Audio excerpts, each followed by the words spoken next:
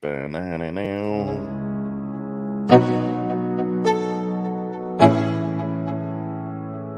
go. Yo, I'm like an addict, do I gotta have it. I ain't even playing, got a really bad habit. If it moves, gotta grab it, fuse like a magnet. Lose, won't have it till I'm doomed in a casket. I ain't playing, got a weird mind. If you work 8 hours, I'ma work 9. If the shit tastes sour, you should taste mine. I'ma stay in power for a long time. Get up, nah, I ain't a quitter. Toss me the ball, I'm a really big hitter. Big picture, I'm a straight killer. Rising the song to the highest bidder. Got juice, got gas, I'ma move fast. New shoes, new tracks, like who's that? I'm new, come back, better than last. Yeah, it's a new me, never gonna look back. Hey, what's going on? What up? Boys? What up? Let's go. Flea Mathis Going on, already here everybody? with us. Let's fucking go, Flea. Love to see it early in the chat. Hell yeah. How you boys doing today? How you feeling about this card? Are you guys fucking excited as I am? It's a great day of sports today, man. There's a lot of shit popping off early already. There's a great card across literally every sport that's out there, and the UFC is no exception. Little 297, the first big pay-per-view event of the year. That should be a lot of fun. Hell yeah. Hell yeah. Yeah, looking forward to it. I'm from not this overly card. thrilled with the card personally, but I'm always excited about the fight. So there's a handful on here that I am looking forward to. But yeah, it's gonna be a good one regardless. Hell yeah. Well, let's just jump right into it. Mike, do you want to lead us off and intro the fights for us? Yeah, let's do it. Should be fun. Going to be interesting with these Canadian fighters. Obviously, they're playing up there in Toronto. They're fighting and squaring off, right? So it's going to be interesting to see how it works out. Obviously, going to be a little home court advantage, if you will, I think, for these Canadians. We see that every time the UFC gets going around the various regions of the world. But, it'll be interesting to see how this one fares out, because I think as these Canadians hit their opponents, we're probably going to hear a lot of "I'm sorry, Ace." Don't you think, Joe? Is there an opportunity? So I looked at this first fight, though, and I like an opportunity right off the hop with this one here. We've got Malcolm X Gordon coming out there, 14-7, the number 26 flyweight in the world, coming off a bad knockout from Jake Hadley 9 months and 3 weeks ago. Previous to that, he got submitted as well. So he's got 2 L's kind of coming into this card.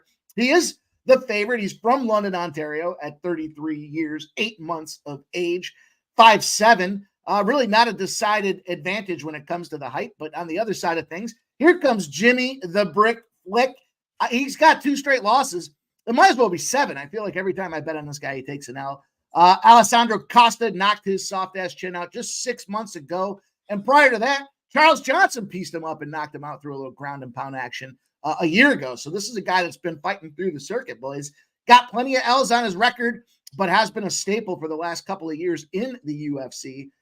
Should bring a lot of action and excitement, but let's open it up and let's fire off Dylan here to start this card off. Tell us a little bit about this fight and what you think is going to happen. How are we going to navigate this one and get ourselves paid? I'm going to go with the under. Like I said on the Fight Lounge before, Malcolm, 15 out of 20, went under 1.5. For Flick, 14 out of 23, went under 1.5. So that's definitely where I'm at with this fight, minus 125. Fight finishes in the first 7.5 minutes. That's what I'm going to do. Then for some value, I might take a shot at Jimmy Sub. He's a slick submission specialist. I think path to victory is the sub. And I'm not going to be betting on Gordon, even though, he could easily get knocked out. But I'm taking the higher price on the sub at plus 300, I think. Likes the sub there for the old hometown, or I'm sorry, Jimmy Flick. You're going to fade the hometown Canadian right off the hop, Jeff. Yep. What do you think about that strategy? One of the things that, I've mentioned it a couple of days in a row now, one of the things that stood out to me is the Flick's been knocked out in 85% or 86% of his fights. That's something that's really stood out to me. Dylan, you're laughing about it. We've talked about it. I'm just kind of laughing at Jimmy. Yeah, I don't like the minus 215 on Gordon. So I actually gave out one of my official plays was Gordon in round 1 or 2 to make it a minus 105.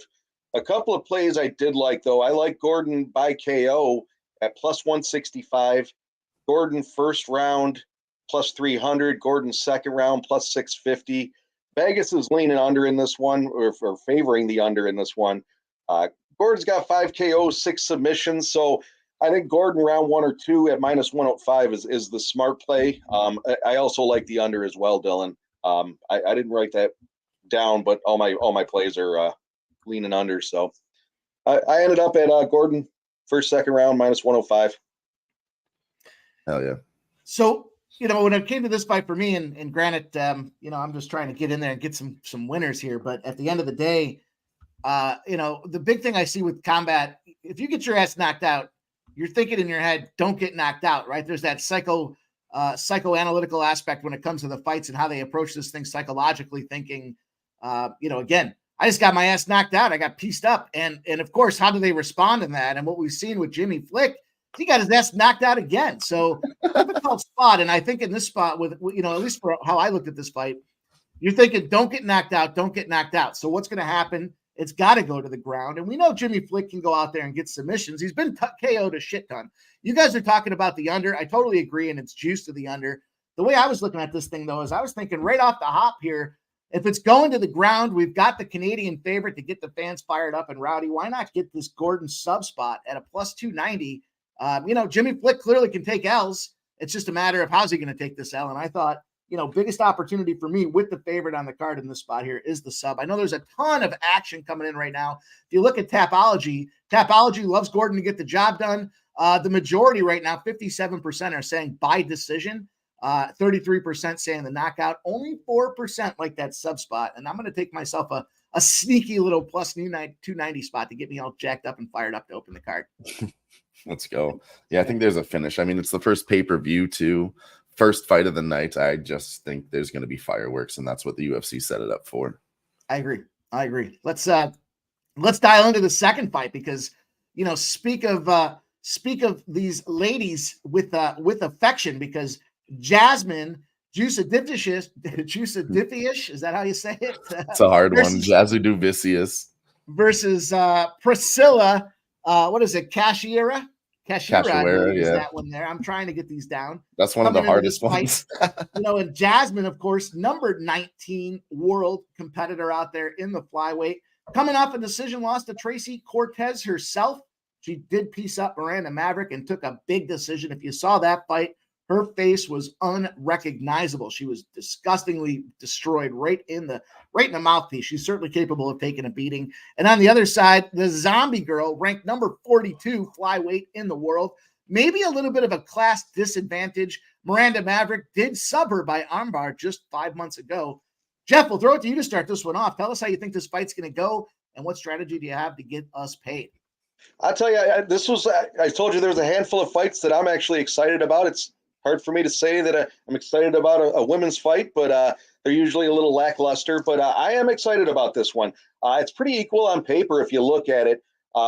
Jasmine, I believe, has a 3-inch reach advantage, which I don't know if that's actually going to come into play. Half Cachoeira's wins have been by KO, so she does have the KO power.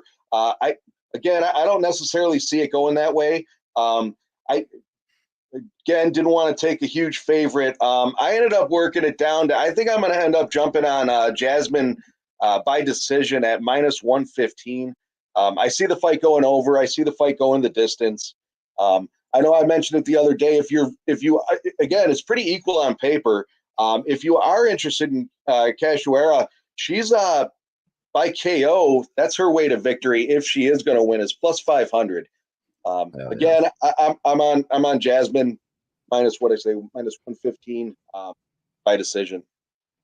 So interesting spot there with the decision and kind of going the distance. We know that sometimes they lack the physical strength because of the weight to get this done. And so, Dylan, I'm curious, in your perspective, does this weight mismatch make a factor for you? Where Priscilla, this was supposed to be a 125-pound fight, and Priscilla's team waved the white flag and said, we can't get there. We got to make it 135. So does that impact the opportunity for Jasmine to go to decision? And does that, in any case, make Priscilla an opportunity, in your opinion?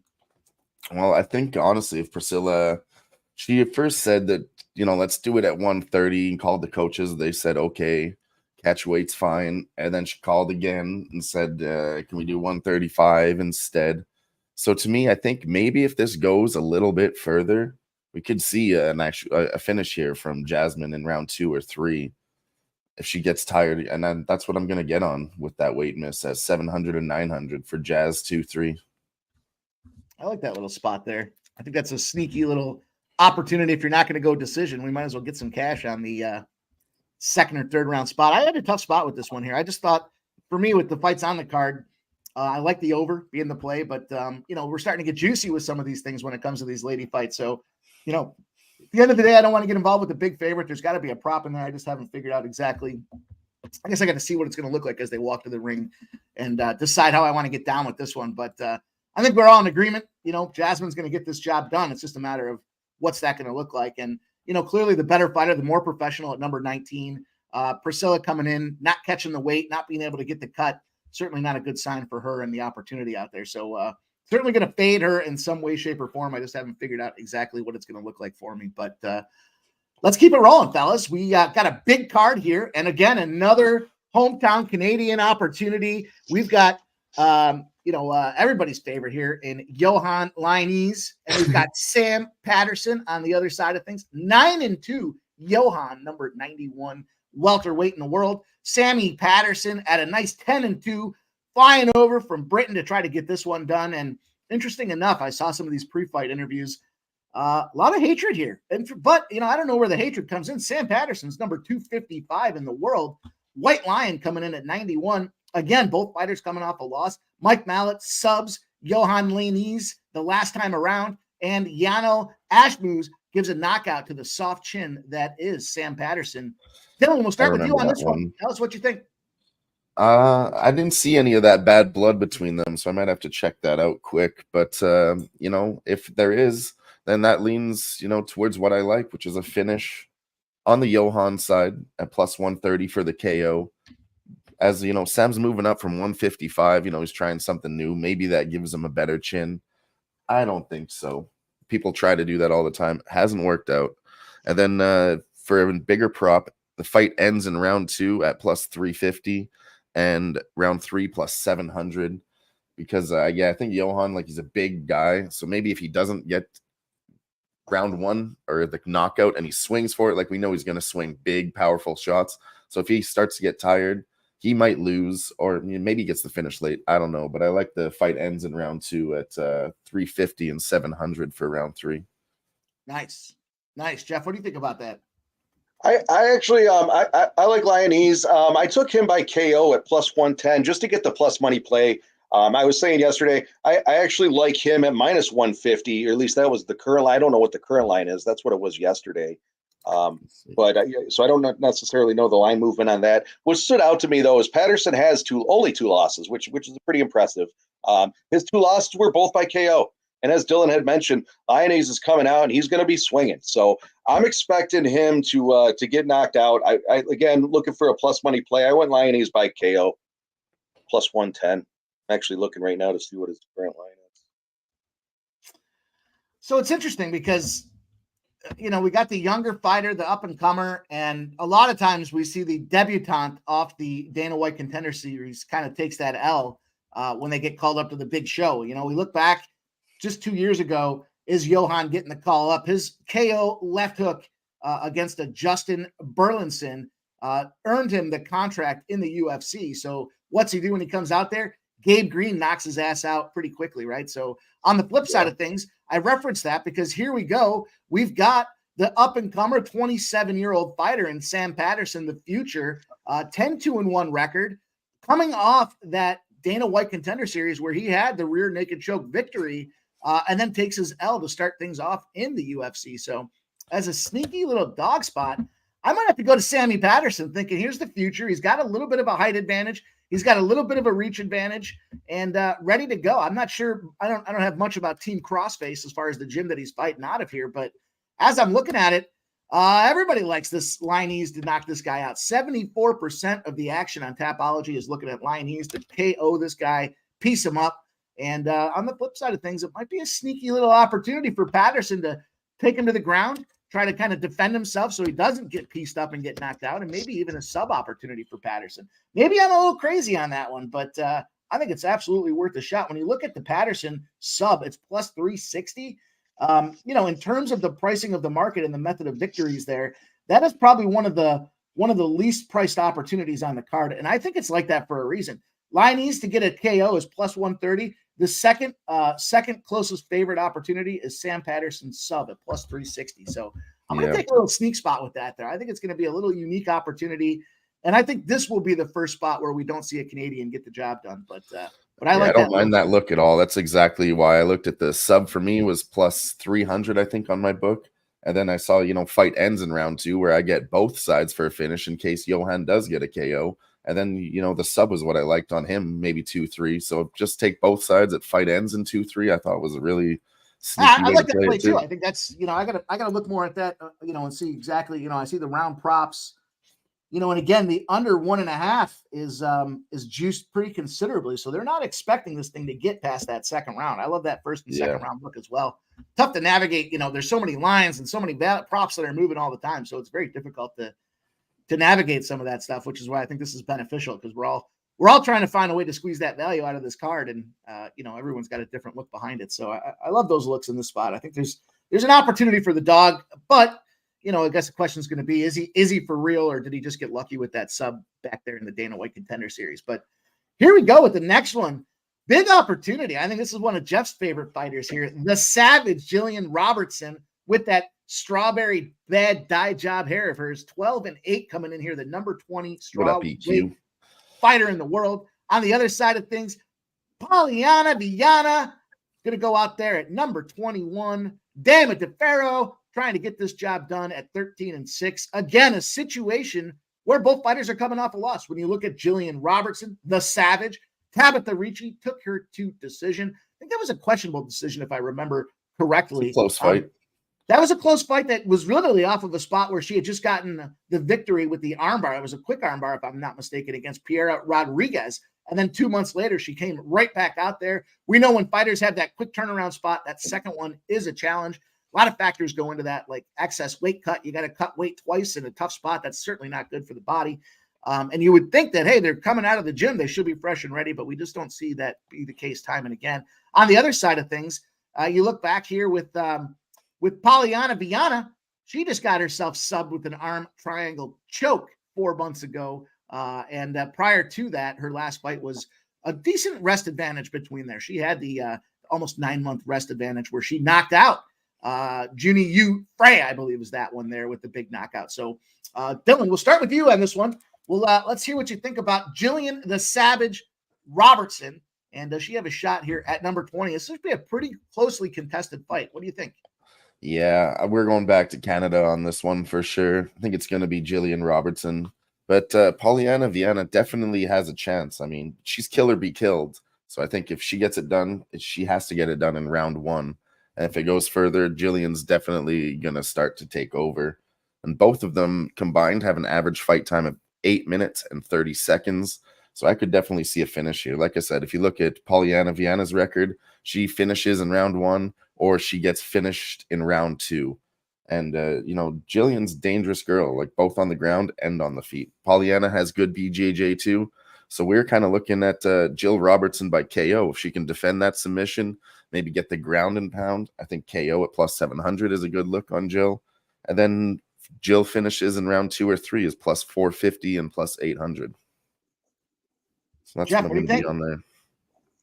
I think Polyana, I actually, this fight's pretty, I was surprised the odds are as off-put as they are. I think the last I saw, Robertson was like minus 340 or something ridiculous like that. But I think Polyana's a dangerous fighter, both on the feet and on the ground. I'm ultimately, what stood out to me, which is probably popular public opinion, is Robertson has 9 submission wins. I'm going to take, again, as a plus money play, I'm going to take Robertson by submission. I got it at plus, I actually took it. I got it at plus 120. And I had mentioned the other day that if you do want to take Polyana as the dog, I would play her straight up. I think it was like plus 245. I wouldn't try to get cute with the specific rounds or method. I would play her straight up if that's what you're, if you do like the dog in that one. But again, I'm on Robertson by submission plus 120. Hell yeah. I see plus 145 over there on FanDuel as well. So guys, make sure you shop around if you're looking for that opportunity. Jillian sub round 1 is plus 440.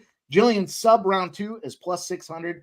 And then it gets steep there to get to the third round. So certainly they don't see that happening. I think this is going to be one of those spots where, Pollyanna Viana doesn't want to get taken to the ground. That's where Jillian Robertson certainly has her strength. If it goes to the ground, she's in trouble, and it could happen quickly, especially with Jillian, the crowd being fired up, cheering, oh, cash that shit, as they do up there in Canada.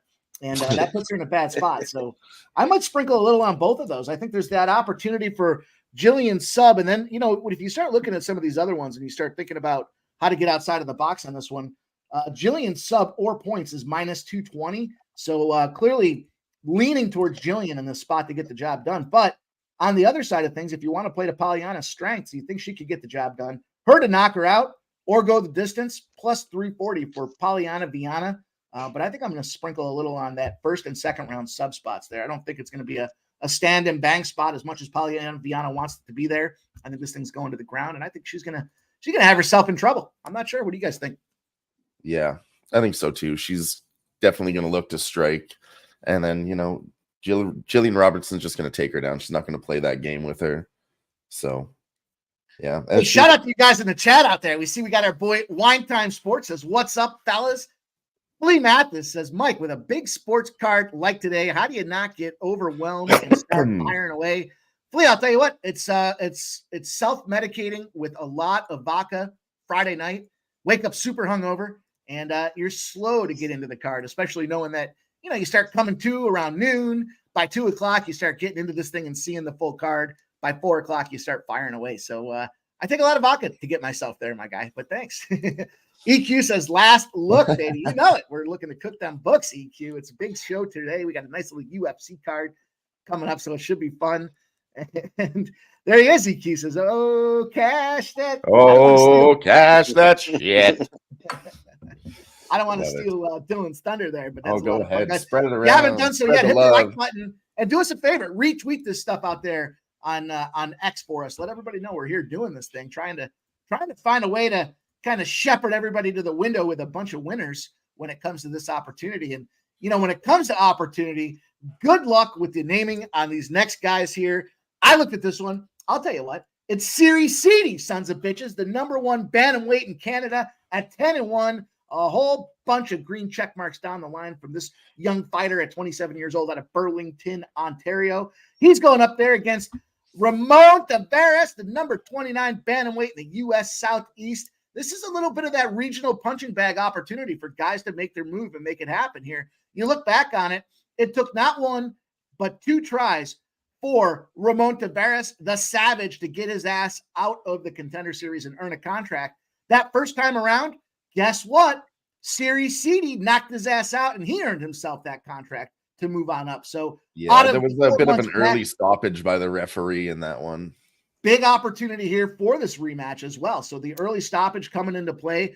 But since that 4 months ago, knockout there, he has not fought anybody. On the flip side of things, because of that early stoppage, Dana White and the crew felt Ramon Tavares had the opportunity to come back. It was a short turnaround spot for him. Just 4 weeks later, he goes out there, gets the knockout, and earns himself the contract in a rematch spot that he's going to want to take advantage of. Jeff, let's start with you on this fight. What do you think? Well, one thing that stood out to me, and I mentioned it again the other day on the Thursday show, he's number 1 in Canada. Where, as you had mentioned, Tavares is, I think he's 29 or 28 in the Southwest of smaller regional location. I think CD's fighting the better competition. As you had mentioned, he knocked his ass out in the Contender Series. He's got the height and reach advantage. So I'm on CD on this one. I don't take a fighter off the Dana White Contender Series right away. I did last week. I forget who it was. I got burned on it. The nice thing about this one is both fighters are coming off the Contender Series, so there should be a winner. And I'm on CD. I got CD by KO at plus 150. Again, he knocked him out last time he fought him. He's got a couple of knockouts on his record. Another couple plays I was looking at was CD winning in round 1 was plus 140, and CD winning in round 2 was plus 275. And this is another one that Vegas is leaning towards the under. So I think a round 1 or 2 finish is probably going to get it done. But Again, I'm my official play is CDKO plus 150. Plus 150 on the CD knockout spot out there. Looks like some good numbers. I see plus, yeah, that seems like FanDuel's got it sitting right now at plus 195. So opportunity again, make sure you line shop those things because that's a huge turn. That's 50 cents of added cash on that thing for you, depending on where you're going to shop. But certainly the best priced opportunity on the card out there. Dylan, what do you think? Well, I think with the rematch, I'm liking this one to go over 1.5 rounds at minus 120. Like I said, it was an early stoppage last time. So they're probably, going to feel each other out. I don't even think it was like, he didn't even hit him that much. He basically touched him. He stepped back, tripped over. Then the ref jumped in and got all excited. And everybody was like, yo, what the fuck was that? Like, it was terrible. But yeah, I like the over 1.5. I can get that Series D KO at plus 175. So I might find myself getting there too. Yeah, and in these lines I'm giving out, my one book that I'm looking on gives shit lines. So keep that in mind. Definitely price shop. Definitely want to do that. So interesting spot because the fight to go the distance, inside the distance for the fight's priced around minus 350. So they're saying this is definitely a spot that they think is not going to go, quite the length here. What's interesting, as I was looking at this one and thinking about how these guys are they going to stand and bang or what's the case going to be? Obviously the motivation in the rematch spot, but the trickiness here is we just talked about this a few minutes back. When you've got to make multiple weight cuts in a row to try to get there, this guy's been a gym rat when you look at this Ramon Tavares, and it's his opportunity to come back there with the rematch. But he's had a lot of fights over the course of his last couple of months here. So 8 months ago, he goes out there in Combat Night, gets a big win out there, gets the call up to the Contender Series just 4 months later. And then a month after that comes back there for the rematch and knocks out his competitor. That's a lot of time to get it done. I mean, it's certainly not much of an advantage on the other side either. I mean, these guys are certainly fighters that spend a lot of time in the gym to go out there and pull it off. But I like that look, Jeff, there with the CD knockout spot. I think CD's going to be one of those legs of a parlay for me. I think, again, the hometown advantage going to ride true here in Canada. And I think, when you look back at Tapology, 78% like CD there to get the knockout. When you look at the decision, it's a 15% decision spot. 67% of the 17% that like Tavares think he's going to knock him out. So the majority popular opinion is this is a stand and bang opportunity. And I don't disagree. I think there's going to be a lot of bad blood flying between these two guys wanting to go back out there and right the wrong of the bad decision. There's our guy, Big Scott 510. He says Jillian Robertson round 3 sub. That's an interesting look out there. What up, Big Scott? He likes CD round 2 knockout as well. That's an interesting little call. I might have to like I said, plus 275 on my book. I'm gonna make a note of that. Round 2 knockout. Coming off a weight cut, it's harder deep up north. I didn't even that was actually just winning. That was winning in round 2. That wasn't even knockout in round 2. If you're gonna get that specific, that's probably plus 500. Like the looks, guys. Make sure you share those looks in the chat for us. Want to see what everybody's on. We're all trying to do the same thing. And that is take the money from the bookies. So let's go. Jimmy Gomez in the house says smack that what like. Up, Jimmy? You already know. Let's go. Jimmy Gomez out there. Man, shout out Jimmy Gomez. I saw the X the other day there. My guy killing it with the NBA and what he's doing. Had himself, I think it was a little board sweepage, if I'm not mistaken. So shout out to Jimmy Gomez getting it done, rocking and rolling. Let's keep rolling here. Speaking of rolling, let's talk about this next fight we've got. Interesting little one here. We got Charles Air Jordan, the 15-6-1, number 22 featherweight in the world, going out there against Sean Woodson, the sniper at number 45, 10-1-1 for the sniper. And the sniper has been sniping. You don't see draws very often, but just 2 fights back, he did get that draw. Plenty of rest for him between that fight and the next one, of course. Let's start again with Dylan. Kick this one off for us. Tell us what you think. Well, with Charles Jourdain, he's the hometown Canadian guy, but you have to remember that he's French, so he's a separatist, and he doesn't claim our country. So if there's one guy on this list that's expendable out of the Canadians, it's going to be Charles Air Jourdain. And, with a 9-inch reach advantage on the Woodson side and everybody on him, a line movement of 50 points, I'm going to be taking Sean Woodson at plus 165. on the money All right. line.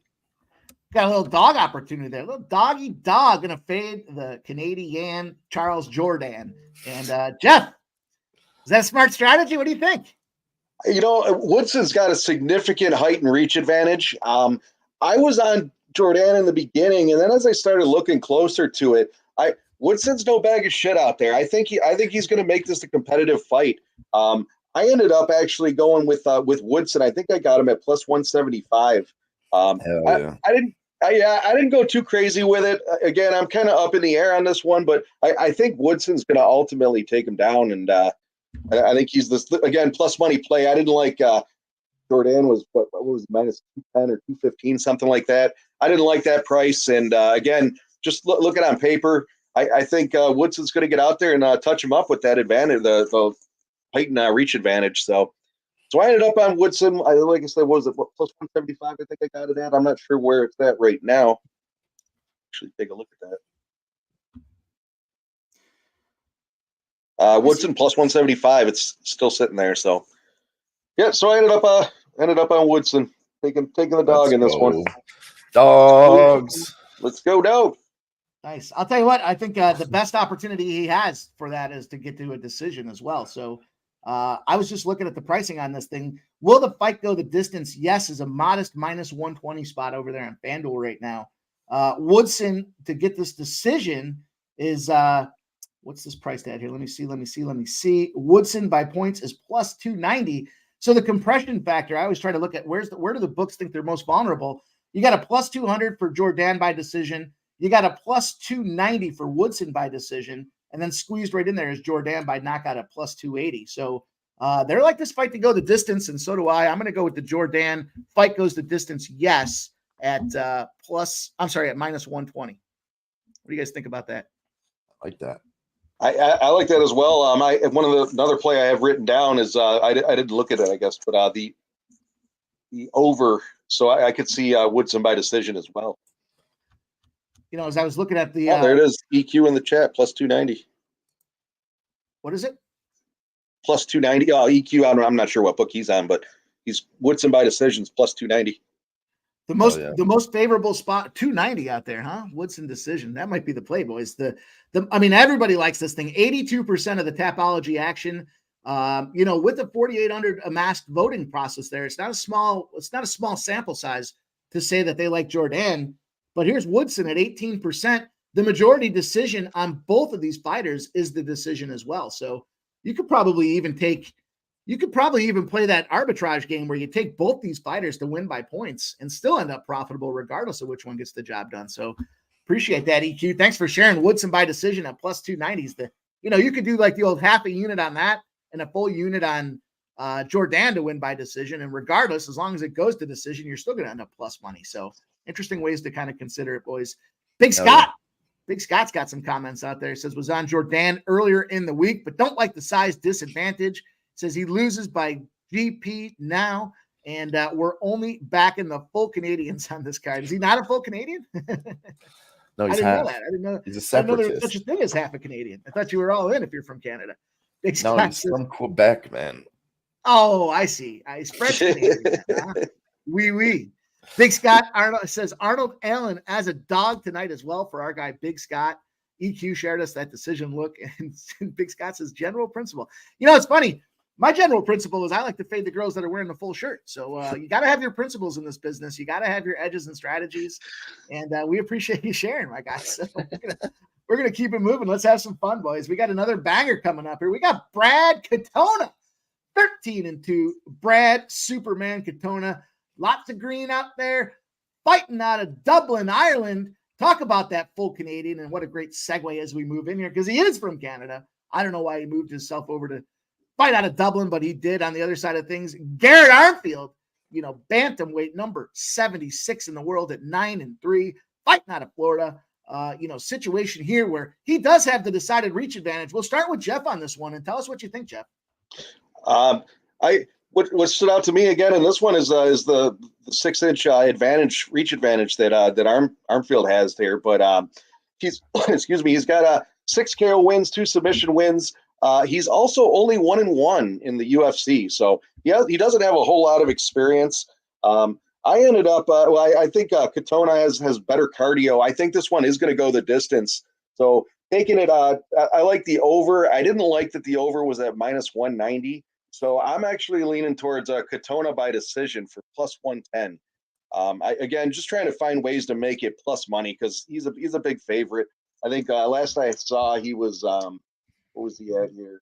-215. I don't want to take him for that. I certainly think he's going to get the win. So again, just looking for a plus money play. Katona by decision +110. I like that one. Oh yeah, Dylan, what do you think about that? That's pretty much the way I'm gonna play it too. Garrett Armfield's really good. Like I said, he's been knocked out, but I don't know. I just see this one going the distance, honestly. 6-inch reach advantage. I think Katona is going to try to get inside of that, wrestle him, clinch it up, take him down, grind this one out to the decision victory for Katona. Agreed. And then you're getting a plus money play on it too. So yeah, that's where I have to go with it. I think I don't want to get cute with props. I mean, somebody could get finished, but I'll go with the decision. big thing I see there is, Armfield's been known to kind of gas himself out as it gets later in the fight. So yeah, you're right. Getting there, forcing him inside that reach advantage. I think either Armfield knocks his ass out in the first round, which I don't think is highly likely to happen, or this thing goes the distance and Katona gets, Katona could get the late third round finish, or which would have to be the sub because he's inside of there, in my opinion, or we're going to the distance here, but Katona's going to make the second leg of the parlay for me. So I got CD as the first leg of the parlay, Katona as the second. I lean to that late finish, but we'll see how many legs I can get on this parlay before we go. I know DK's got this. I believe it's DK's got the stepped up parlay today. So going to want to take advantage with this big UFC fight, but interesting spots. You look back at it and the majority consensus here, everybody says Katona. 92% of the Tapology betting says Katona. 82% say he wins by decision. So interesting numbers there. And of course, the minority says Armfield 8%, but of that 8%, they say it's by decision as well. So definitely looks like a later round fight. Katona might get sneaky and pop that one in there when you see all that action on the decision. But to me, it seems like it would have to be a sub spot late, unless he gets on top of him in ground and pounds. But I like the distance in this one, and I think we're all in agreement there. The favorite's going to pull this one down and walk away with it in Brad Katona. Yeah. He's actually the first leg of a parlay for me too. Nice. We're getting there, boys. We got a 12 fight card. That's the fight number 7 on the night. We're going to roll on to this next one here. And I know our boy just kind of let us into it. I believe it was Big Scott. Sorry, I'm not looking at the chat, boys, but we're going Arnold Almighty Allen, sitting there at number 4, featherweight of the world, 19-2. Out of England here, got himself a little L on the chin the last time around. He lost by decision to Max Holloway. On the other side of things, we got Movsar Evliov, right? Evliov at number 6, featherweight of the world, 17-0. That one kind of fell right off the tongue. But fighting out of Russia, listen, boys, I'll volunteer this one early. I got a general principle. I don't give a fuck where you're from. There's 2 fighters I don't like to fade, the Russians and the Georgian fighters. I don't know why, but those guys are badass. It's like they're battling grizzly bears, these young boys and the woods and the mountains. Some of them are. And so now we look at this thing here, and we've got 57% of the bets like Allen, 43% like Evliov. What do you think here? Let's start with Dylan on this one. Tell us what you think. I'm probably, like you said, I can't fade Evloev here, 17-0. He's going to be the second leg of that parlay that I mentioned for me with Brad Katona, Movsar Evloev. And then, I don't know. I like him by decision too, but it's -135, so I'm not going to make a play there. But that's typically what he does. So I think he grinds us out and gets the decision. But, yeah, I'm just going to throw him in a parlay, I think. Jeff, what do you think? I agree. The price tag on him is just not there. I think it's going to be a close fight. I don't see Allen winning. Big Scott, sorry to disappoint you. At least I'm not on you on that, with you on that one. But one of the things that stood out to me is Evloev trains at American Top Team. I am a huge fan of fighters that train at ATT. He's a well-rounded fighter. He can submit. He can do it all. He can knock out. If he a lot of times goes the distance, like most of these Russian or Dagestani fighters. I think that Allen his only loss, I think, as a professional was to Max Holloway, which that's no easy task to fight Max. So that's not necessarily a shameful loss there. So anyways, I do think Evloev goes the distance.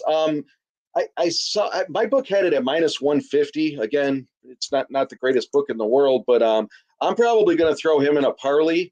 Again, I don't like to pinpoint and still take the minus money at a 150 to pinpoint it by decision.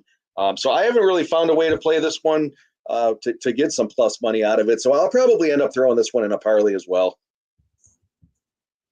Looking at a parlay for this guy. Interesting spot, right? Because if Allen doesn't take him down early, he's in trouble. And then, the opportunity becomes, does he get knocked down? His takedown defense, maybe not where it should be at this point here, because it's more about the style that, we see with Evliov there that stands up, and more so than I think Arnold Allen. This is a tricky one, though.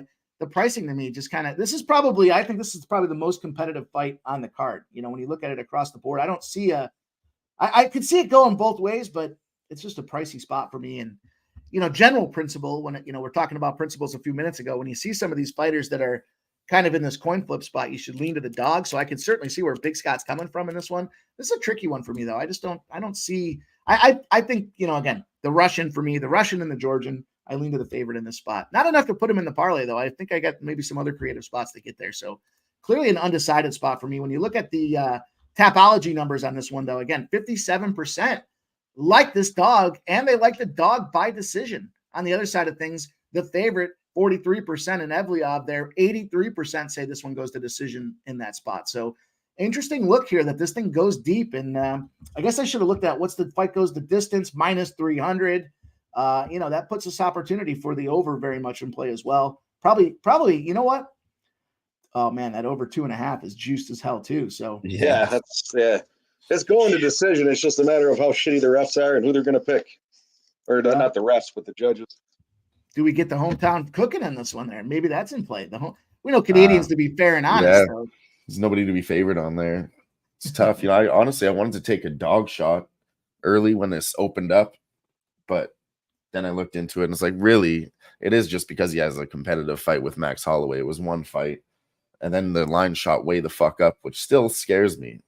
But the interesting part too is that's going to start the main event, right? That starts us on the main card. So it does, if I did my math correctly. So what an interesting spot that should be to see what kind of tone do they want to set when it comes down to it.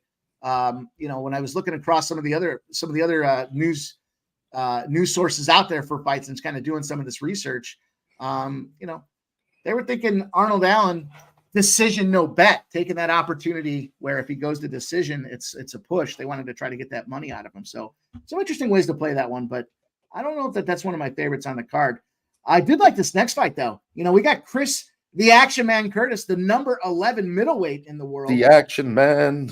Coming off a 30-10 record out there. Did just catch a draw. It was an accidental clash ahead 7 months ago. So very disappointing when you take that spot there because he came off a loss prior to that by decision. So on the other side of things, we got, speaking of home cooking, Marc-Andre Barriault, power bar, number 36 middleweight in the world, 16-6, got himself a couple of back-to-back wins, but a year and a half ago, he did get subbed. So he responded nicely after the submission, got himself a knockout, and Julian Marquez coming out there and takes down Eric Anders with a decision 6 months and 4 weeks ago. Both fighters coming in off of plenty of rest.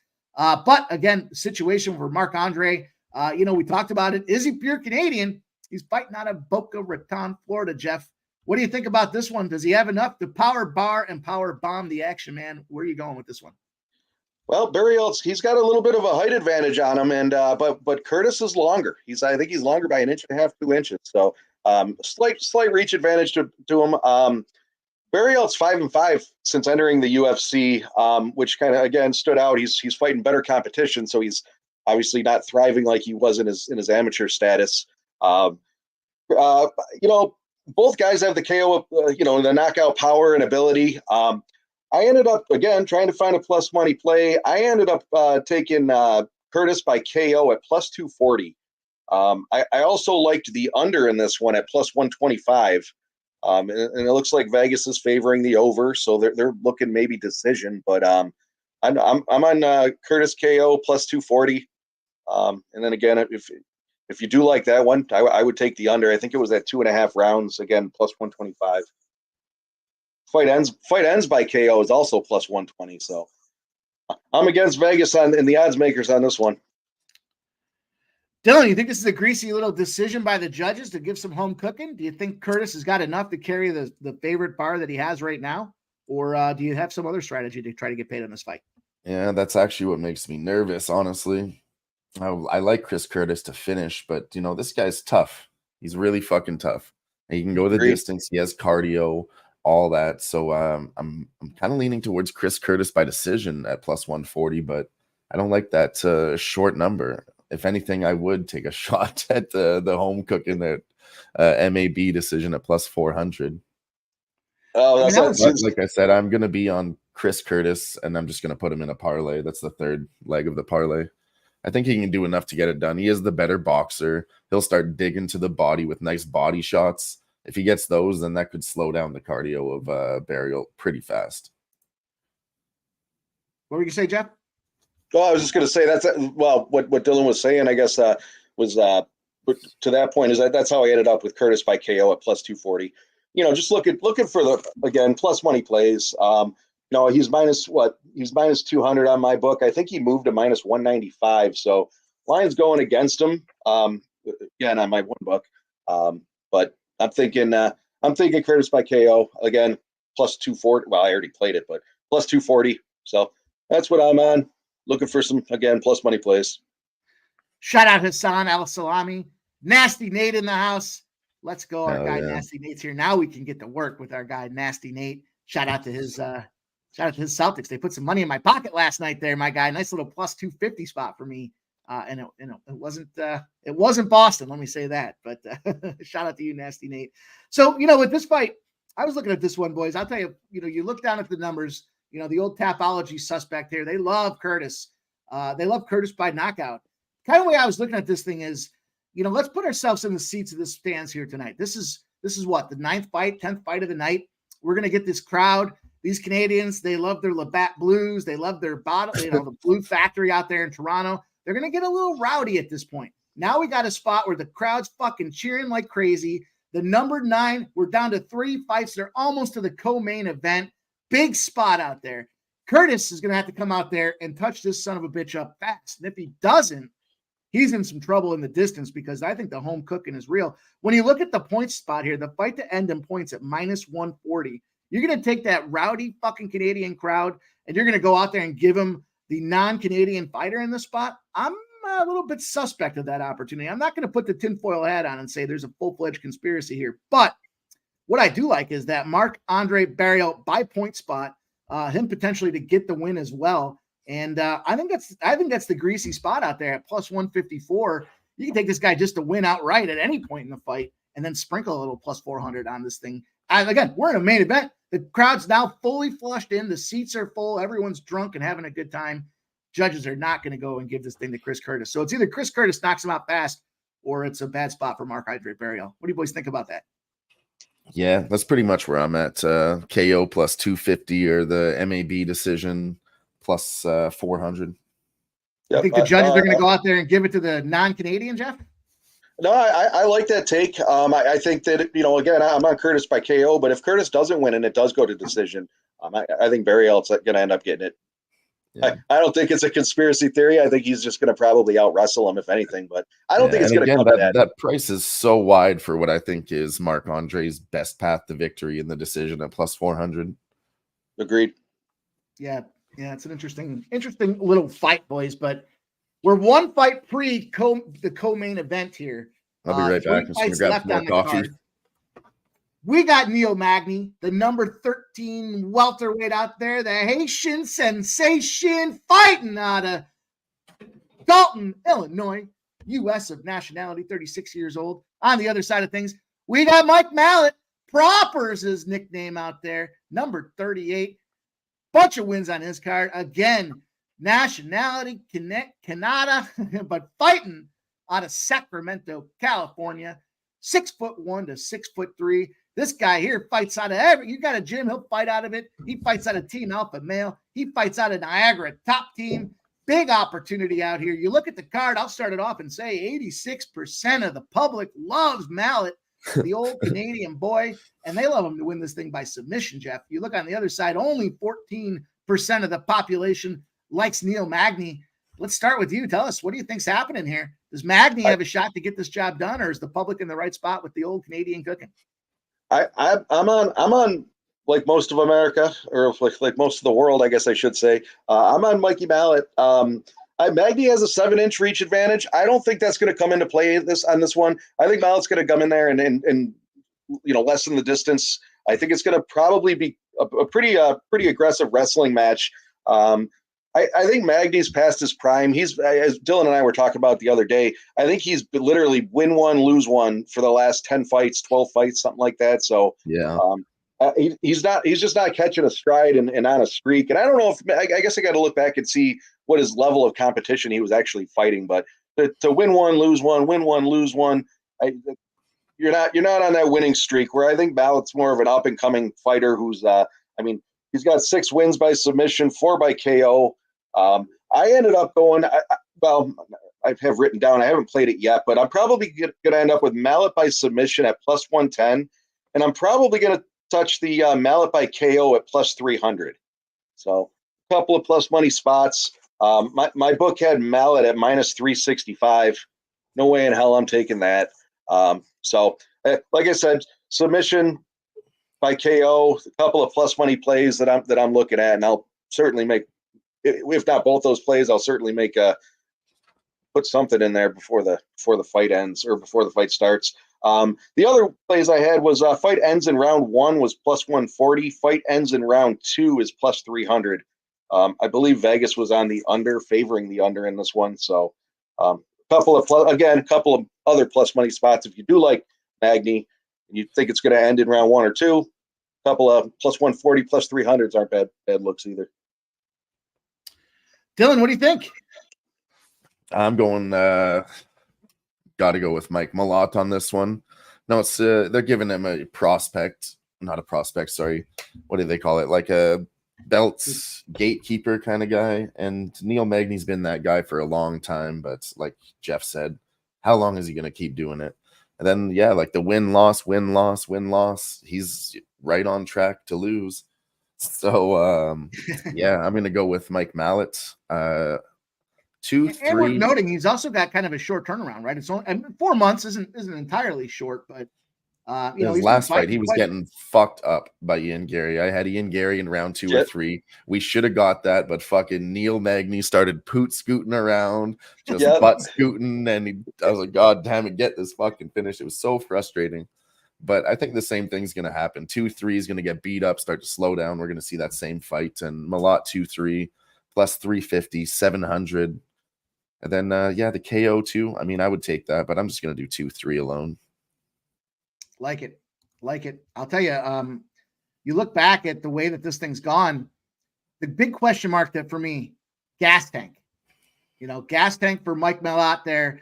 We know gas is not measured in gallons, but liters when they get up in Canada. And the big factor is, does he have enough liters in the gas tank to get this thing done? Because every one of his fights has not gone deep, right? He has not gotten into deep waters. And that could be the concern. Does he have, now he's come off a sub, right? Adam Fuckett. Jeff, Adam Fuckett. Big submission shot out of that guy. Johan Lyonese there. We talked about him earlier 10 months ago, but again, it was a situation for a submission. A KO over Mickey Gall. Interesting spot there in his contender series. He choked out with the guillotine choke. Or he choked him out with the guillotine choke. Even before that, Solomon Renfro, Jeff's boy out of Niagara Falls, the city of Buffalo, got him a big submission out there as well. So very interesting to see what he can do if it goes deep. I'll shout out our guy Billy Briz on this one because he gave the idea for this earlier. He likes Malott to win this fight, but he went same game parlay and he turned it into some plus money. He's got Malott to win under 2.5 rounds and the submission. And that turned into, on DraftKings, that's a plus 145 spot. So interesting little opportunity there to kind of piece all that together and see what he can do with it. So let's keep rolling, boys. I'm not going to take any credit for it. I'm just going to share what he shared with us. Here we go with the co-main event. Raquel Pennington going out there against Mayra Buena Silva. Big spot here, the number 5 bantamweight Raquel Pennington, Rocky, as she likes to be called, out of United States, currently carrying the strap going out there against Mayra Buena Silva, the number 6 bantamweight, falling out of Sao Paulo, Brasilia, Brazil. Jeff, what do you think about how this one's going to start here? What do you take? Take it away. I'll be right back, guys. All right. I'm back and forth on this one. I like Rocky personally. I know we talked about it, Dylan, the other day. I'm leaning towards Rocky just because I like her, but I think Silva's a better fighter overall. I think she's an up and comer. I I think if the fight does end early, I think it's going to end by submission on Silva's side of things. I do think if it goes the distance, it's probably going to be Rocky. I haven't made a play on this one yet. Rocky by decision was plus 200. I like that look. Silva by submission was plus 165. I thought it was strange that the under in a women's fight was under 4.5 rounds is plus 105. Yeah. So I thought that was just strange from a Vegas perspective. I would thought it would have been, I guess, less favored. But so I don't know on this one. Again, if you're looking for some plus money plays, I think if Silva does get it done, it's going to be by submission. And if Rocky ends up going the distance, it's plus 200 on that. Not bad looks on it. I don't know. What do you think, Dylan? Yeah, I'm kind of leaning the same way. I like Raquel Pennington as the dog. And then, in a 5-round fights, I don't know if Buena Silva has the gas tank to get into 4 or 5. I think she does need to try and finish early. And Raquel Pennington's got to be aware of that, too. You know, she's going to play a nice long boxing game, maybe try to, jab her, dance around on the outside, tire her out that way. And then, I like the other ones to finish. I mean, I really don't see all 3 of these women's fights finishing. I favor the other 2 more for a finish, even though we could see one here. It's hard to say, but I'm going with Raquel decision plus 200. Yeah, that's what I'm going to do. Again, I'm still looking at it. I'm going to wait and see what the line movement does. I don't even know where it's at now. I haven't looked. Let me see. I originally had it at Pennington was plus 130. She is now plus 140, so it's moving to Silva at this point. But again, I guess we'll see as it gets closer. I probably won't make a play on that one until last minute, right before the fight starts. And I certainly don't plan. Yeah, I don't plan on putting that in any parlays or anything like that again, just because it could go either way.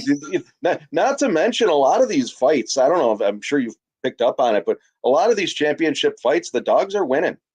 Or the challenger has been winning. It seems like a lot of the belts have been switching hands lately. Yeah, and I mean this one's for a vacant belt. Since Amanda Nunes has retired, there's nobody that's the champion right now. So vacant belt. Whoever wins this gets the bantamweight championship of the world. And Raquel's been waiting a long time to get here. At 35 years old, the more experienced fighter. I mean, Buena Silva is just coming up. I'm not sure if she's ready for a title shot, where Raquel Pennington, I think she's got the skills and all that to be a championship caliber fighter, especially in this bantamweight division. So I don't know. We'll see. If Myra can take her down, like I said, that's her path to victory. You take her down and sub her, but I think that's what stood out to me as well. Is and not to mention is it's not like she has just 1 or 2 different types of submissions. I think she's won by like 4 or 5 different types of submissions throughout her career, Silva. So I mean, she is a quote unquote specialist. When it gets to the ground. So and I think again she's going to try to take it to the ground. It's a matter of if Rocky can withstand it, do some jabs, dance around a little bit, and prevent it from going to the mat. But I think if it does go to the mat, Silva's probably got the advantage in that one. I'd agree with that. Another thing, our guy, Deb Father, he wanted to be here with us today, but he couldn't make it. So he's got some 4 picks for us. DDP, Movsar Evloev, Brad Katona, and then Rocky, as we're talking about, Raquel Rocky Pennington. So those are 4 picks from Dab Father.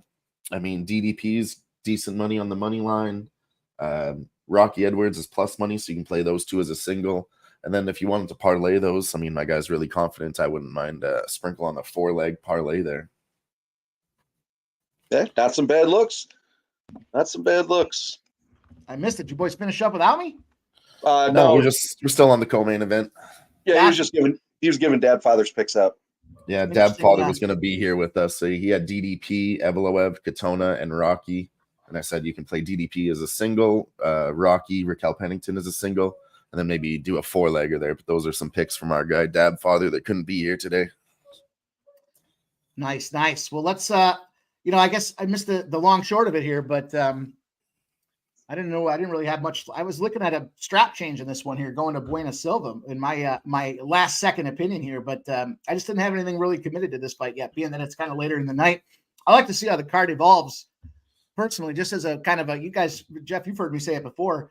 If it's all favorites, then we get the dogs, you know, and there's certainly they're in that flip flop mode. So I think we've got a lot of favorites here that are pulling this thing down as we look at the main event, which to me means one of these next two is going to be a dog spot. And as we go to this main event, the big one, Sean Strickland, #1 in the world, coming out here at 28-5, going out there against Dricus du Plessis, right? Du Plessis at number 4, 20-2. Du Plessis still knocks Du Plessis out there trying to get this fight done. So let's kick it off. Let's pop it off. Dylan, why don't you start us off? Tell us what you think about this last one here. Tarzan or Still Knocks? Where are you going with this one?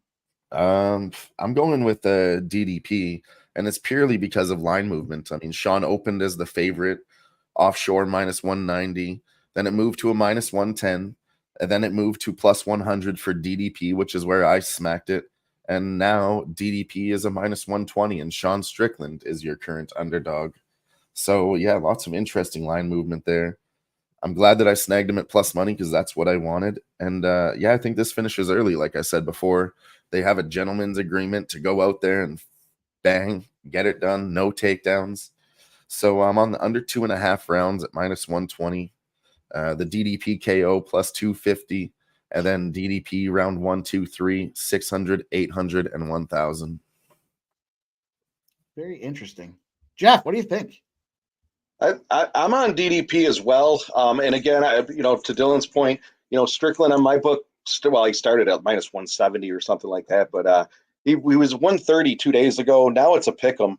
I took DDP at -108 yesterday. I think he's -115 on my shit book now. But what stood out to me was DDP's his fighting style is kickboxer, so he's got the knockout capability. When the fight does go to the ground, he's got submission skills too. Finished 95% of his fights. I think Strickland's going to get shut down.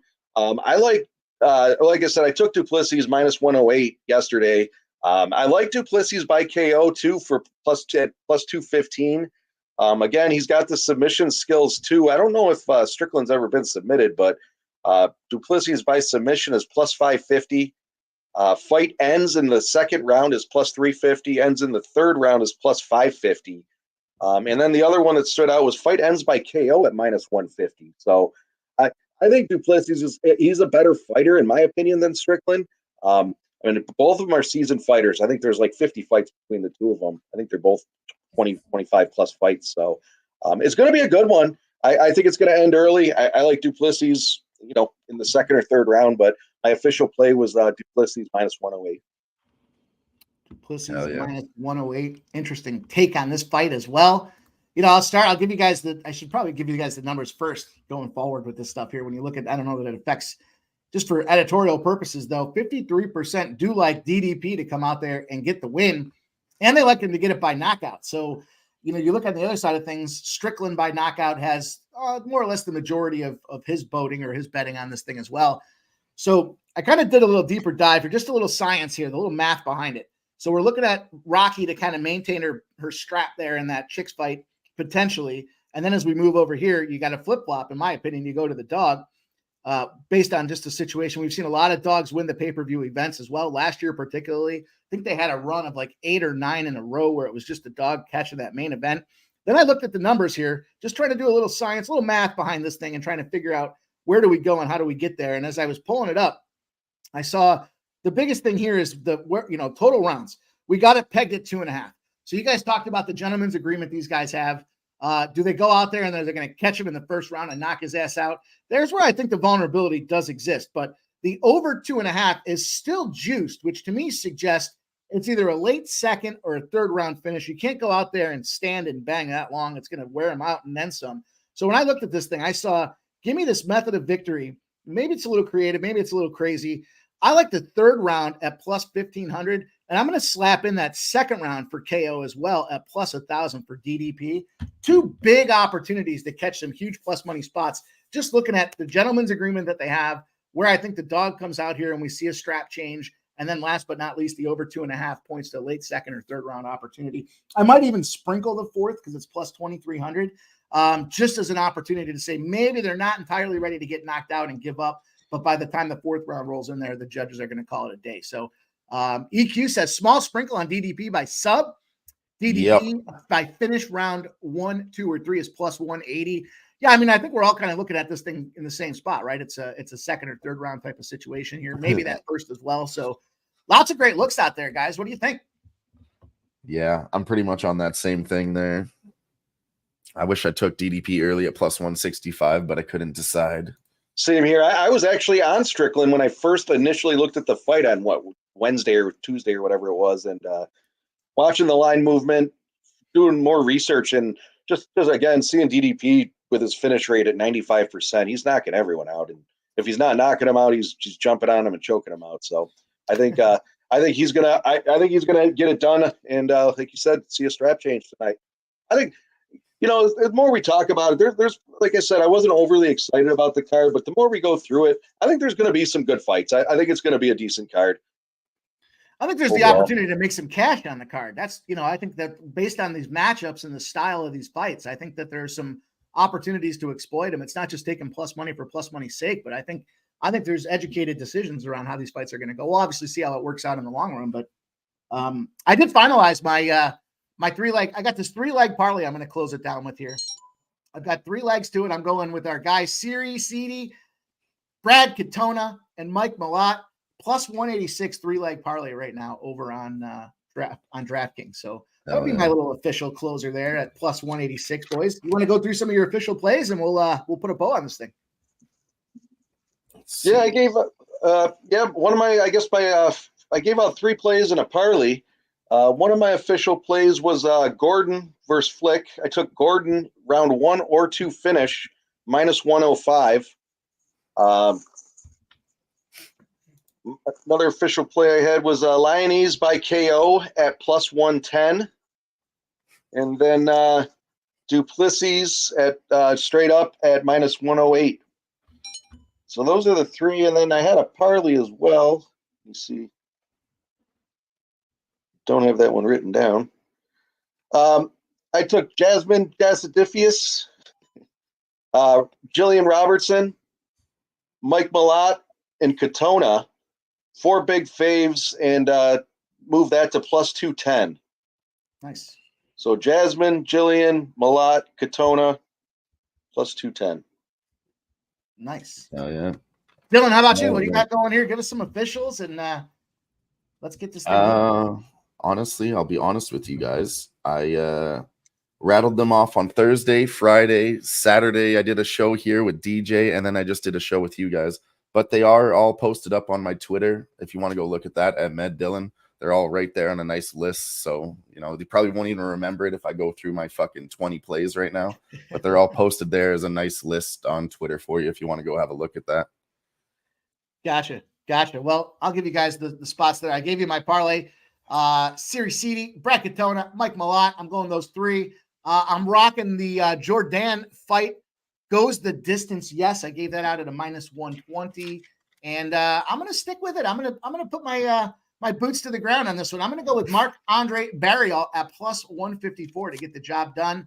And then last but not least, I've got DDP. I'm taking him in rounds 2 and 3 KOs at plus 1,000 and plus 1,500. So probably split that full unit up between 2 halves on that thing to try to come up with the big banger. So let's see how we do tonight, boys. Big card ahead of us. We got a great fight card. It was a lot of fun going through it. Shout out to all you guys in the chat.